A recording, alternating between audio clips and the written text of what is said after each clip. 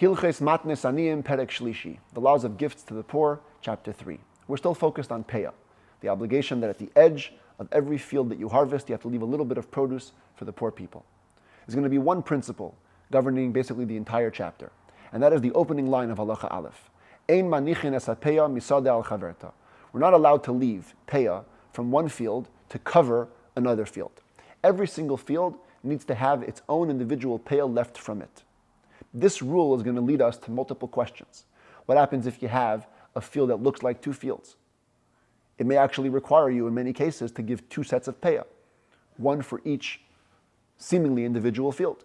And that's basically where we're going to be heading today, to learn what defines an area as a field as it relates to the laws of Peah. So we just read the first line, Ein manichin es hapeah misada al chaverta. We may not leave Peah from one field on the other. Keita, what does this look like? If a person owned two fields, you're not allowed to cut one of them completely, and then leave in the second field enough Peah to cover both fields. Because it says,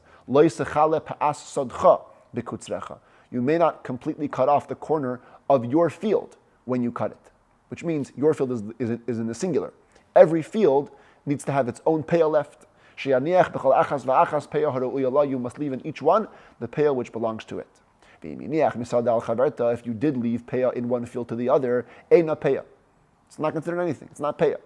The produce you cut from the other field, like we looked in chapter 1, if you cut it, you got to give the poor from the already harvested grain. Halacha beis. If you have a big field, all planted with one species, let's call it wheat. And there was a stream in the middle of the field. Even though it's not fresh water and flowing, it's stagnant. If there was a stream in the field, we're going to basically see that it makes the field divided into two. Same thing, or you have a water channel big enough that now it's impossible to cut the grain on both sides at once.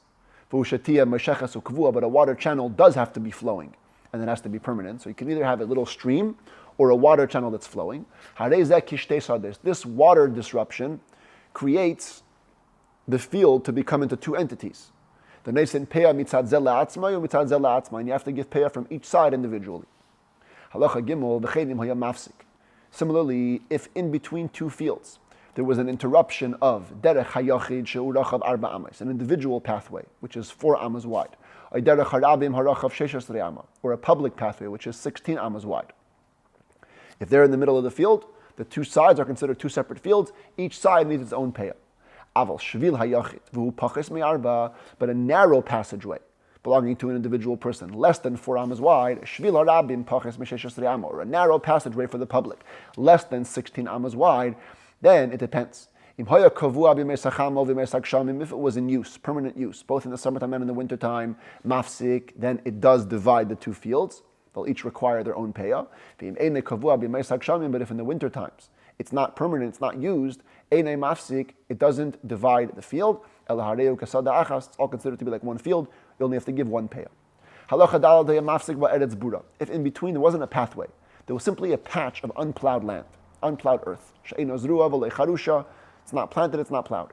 Or a nira land. Nira means it's plowed land, plowed earth, hasn't been planted. Or there was another type of species of grain in the middle. You have wheat here, wheat there, and barley in the middle. Or you have a massive field, but you cut in the middle of it. So you've created a pathway. Even if this harvesting was done before the grain reached a third of its ripening, which, as we learned yesterday, has a halachic status basically of full growth. And then after harvesting this little area, you plowed over that area of the harvesting. In all of these cases, it's been divided into two fields, and you have to give separate Peah for each one. The width of this unplowed earth, or plowed earth, or harvested earth, has to be at least 3 furrows wide. Which is just under the area called Beis Reva, the area where you can plant a quarter of a kaf. When do we say this? In a small field, which is less than 100 square amas, 50 by 2 or less. Once the field is larger than that, unplowed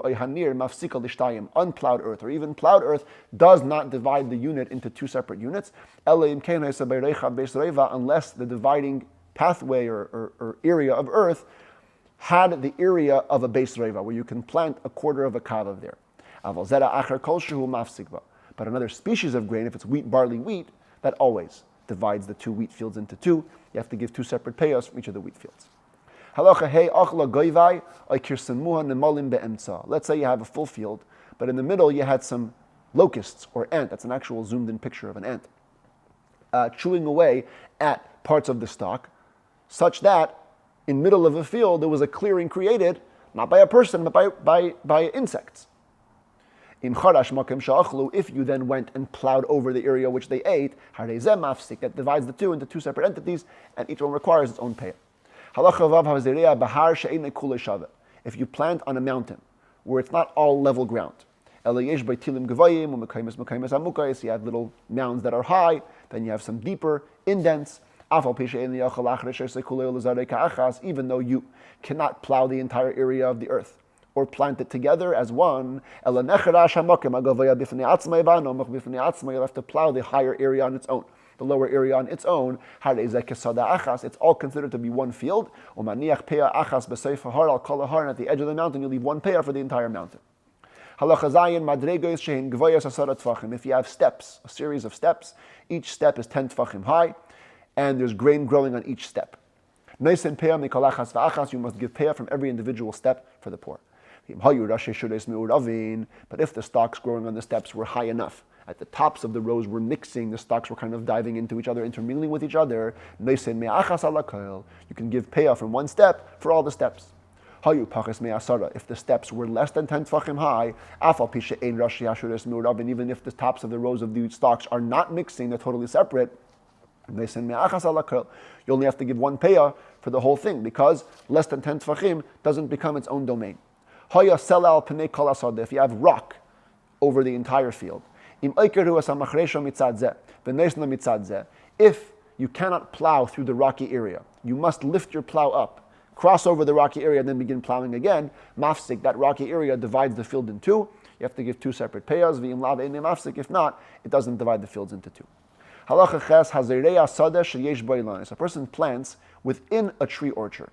It's a pretty primitive picture taken from the article Gemara in Kilayim. The round dots represent trees, the squares represent patches of grain. So you have a tree field, and you're planting in middle some squares. Even if it's in rectangular forms, between the trees. And not all the planting is mixed, it's clearly defined. There's 6 separate patches of grain here. You only have to give one peah for the entirety of the area that's being sown with grain.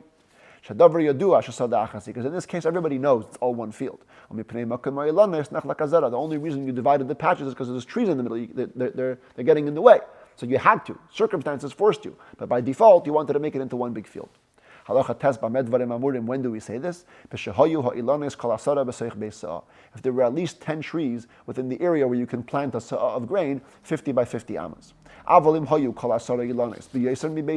if there were less than 10 trees in every base sa'ah, 10 trees took up a space of more than a base sa'ah, in this case, you'd have to give peah separately from every rectangular patch of grain.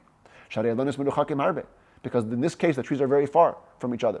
You didn't have to plant the grain in patches. The reason you chose to plant the grain in squares is not because of the trees. It's because you wanted to. You wanted to make separate entities. You got to give separate peahs. For the same principle, when you have these square patches of onions amongst vegetables, you'll have to only give one peah for all the onions.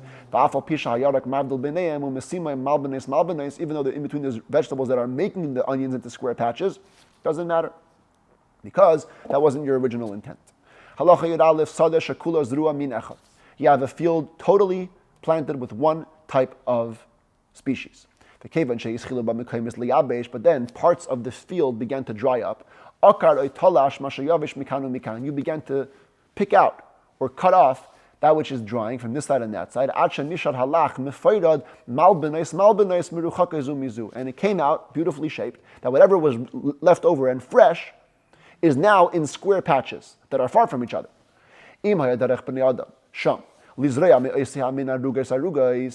If it's normal elsewhere in that region for people to plant this same species in square patches, like dill or mustard, so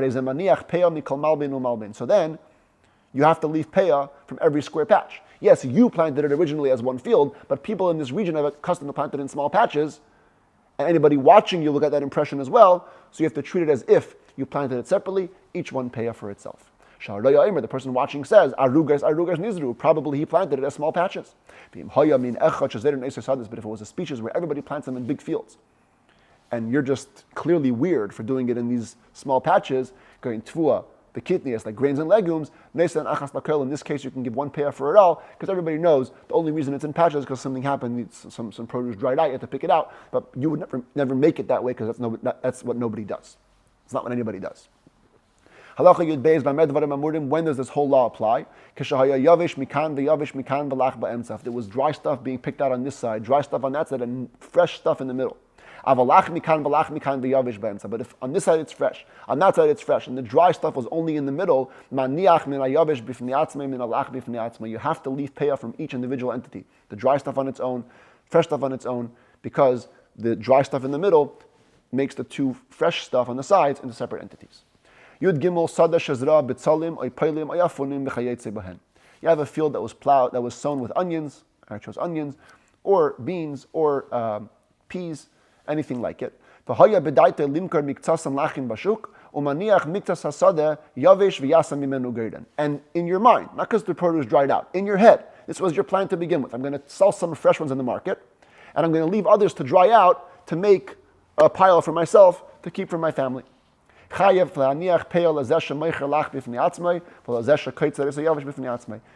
in your head made it two entities. You have to leave now two separate peahs. Peah from when you cut to sell fresh in the market. Peah when you cut to sell dry, to bring dry to your home. If you planted your field with one species, even though in the end you made it into two piles of grain, you only have to leave one time peah. If you planted it initially as two different species, even though you're bringing all the grain together and making it into one pile, you have to give peah separately to the poor from this species and from that species, each one on its own. You planted two variations of one species. You planted two types of wheat, two types of barley. Now it depends on your actions. If you take both variations and make it into one pile, you only have to give one peah. If you're going to do two piles, you got to give two sets of peah. This matter is received as an oral tradition straight from Moses on Mount Sinai. If brothers own an estate jointly, and then they divide their estate, they have to give two peah, one for each one for his own part of the field. If they rejoin forces, then I have to give only one peah. If you have partners, they own the field jointly. They harvested the field together, they began to. And after halfway, they divide. Whoever walks away with the already harvested grain doesn't have to separate anything. And the person who took the standing grain only has to take peah from his share of the grain. Then they rejoined the forces they made up. And they cut the remaining half in partnership. They only have to separate from their portions in the standing grain for each other. But the half that was cut in the previous partnership together doesn't mix into this calculation, and you only give for the current harvesting that you're making right now. You have a field, half of it reached pretty much the early ripening point, third of the growth, half of it did not reach that point. And you began to cut the half which had reached this early stage of ripening, and then the entire field reached a third. But then you finish harvesting the first half, which you began in the beginning. In this case, you have to separate Peah from each individual entity and to the others, from the first to the middle, from the middle to the first and the last. You own one big field, and you're selling off patches of your field to individual people. If you ended up selling the entire field, each individual buyer has to give Peah from the part that he bought. But if the owner of the field began to harvest the field for himself, then he sells some and leaves some for himself, the homeowner, the field owner, has to give Peah for everybody. The moment he began the harvesting, his field had an obligation to give Peah, his obligation. What he sells later doesn't matter. But if he first sold before he began to harvest, the buyer has to separate Peah for what he took, and the homeowner, the field owner, will have to take Peah for whatever he left over. You test Sdei Ilon, an orchard, fruit orchard, tree orchard. None of the earlier divisions, water puddles and water channels and all that. No. The only thing which divides it is a high fence, which can divide the trees. If the fence was only low, dividing the trees on the bottom. But the branches, the trellises that you made are all mixed up on top, and they're all touching each other. It's like one field, you only got to give Peah once for everything. If you have two people about a tree together, they have to give once Peah for the whole tree. But if each one bought a specific part of the tree, this one the north side, this one the south side, each one must give Peah for his own part of the tree. Carob tree.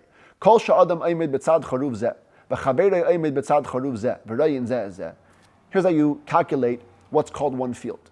If you're standing by a carob tree and your friends by another carob tree and you can see each other, they're all considered one entity, one field, one Peah for them all. But if you have three carob trees, the two edges cannot see each other, but the two edges can see the guy at the middle carob tree.